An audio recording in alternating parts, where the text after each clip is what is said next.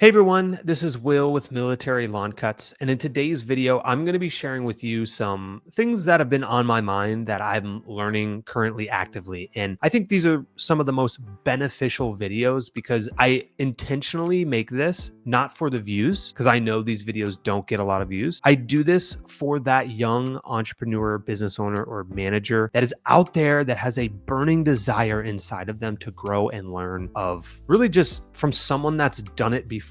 And for those of you that don't know, my wife and I started Military Lawn Cuts 6 years ago. This year, we're going to do over 7 figures, and we'll be starting our 3rd location next spring. One of the really key points that I wanted to talk about today, this is going to be more of just like I'm just sharing knowledge on my mind, is really around data-driven decisions in the business. Lately, I feel like I've been in kind of a wilderness of this weird spot and this weird transition from when I first started the business, I was out in the field and it was very physically draining. It was hard. Like I remember coming back and being extremely exhausted from the day, still having to do emails, still having to text customers. And like that was my life for like 3 to 4 years of just grinding, literally blood, sweat, and tears to grow this thing and get this plane, quote unquote, off the runway of a business. As you start to grow and develop and have team members that join your team, you start to transition to more of a leadership style approach. I still remember in the beginning losing the respect of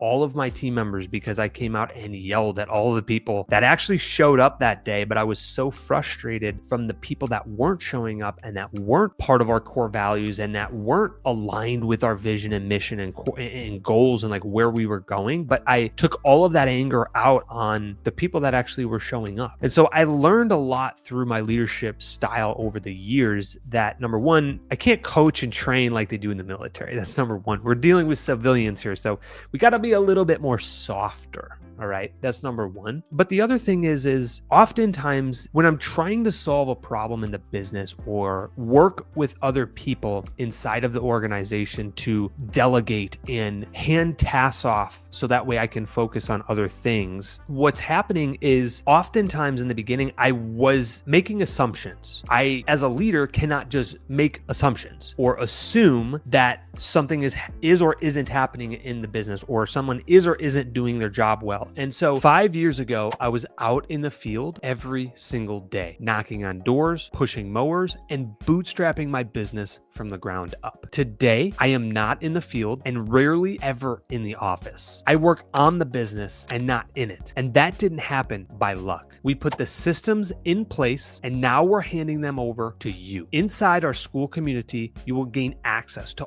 all of the systems that we've used to allow this to happen. Click the link in the description below. If there's anything that I can recommend, it's to not assume in your business when you start to transition and you've got 3 or 4 or 5 team members now, where you start to become more of a manager, quote unquote, you have to start to look at really the data behind what's going on. I'll share with you maybe an example. Somebody says, "Oh man, I'm really busy at work." It's like, okay, you're really busy. That is like subjective. That statement is very subjective that you are very busy. Instead, what I would want to know, instead of assuming like, okay, like, yeah, they probably are pretty busy. And that's what normally I would assume. But it's like, okay, like how much time are we spending working or doing tasks or getting routes done in the day or answering phone calls or checking emails? Like we need to know the data behind "I'm so busy." And that's just like a general statement, right? Like what I also mean is like when you look at the field team members, they are going out in the field and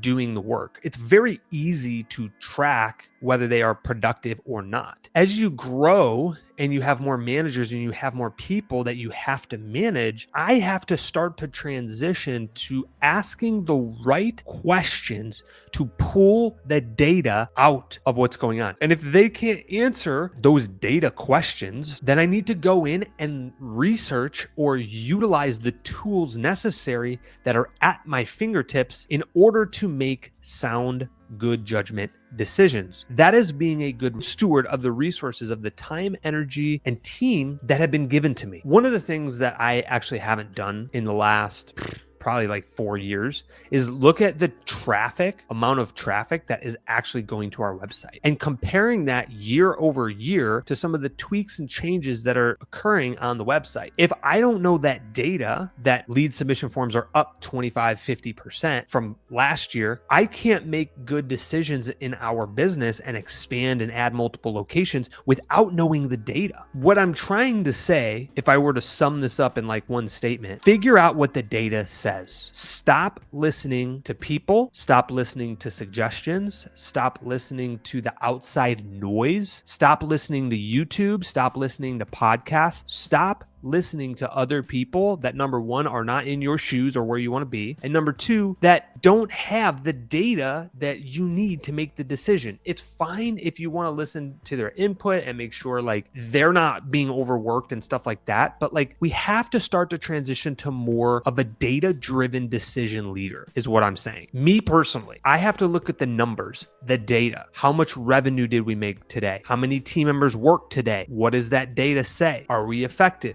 Are we productive? How many emails were sent out today? How much time did we spend on the phone? All of this data we can pull. How many new visitors, how many unique visitors are showing up to our website? Like if we don't know the numbers of the game, we don't know what is or isn't important, and we don't know how well we're doing. My challenge to you is to become more of a data-driven decision maker. Before you start making at the whim or off the cuff decisions, look at the data, figure out what the data is showing and telling us, so that way we can make intelligent decisions to move our businesses forward. If you like this type of content, let me know in the comments below. Put your questions that you have. Make sure you're subscribed to the channel and hit that like button. We'll see you in the next video.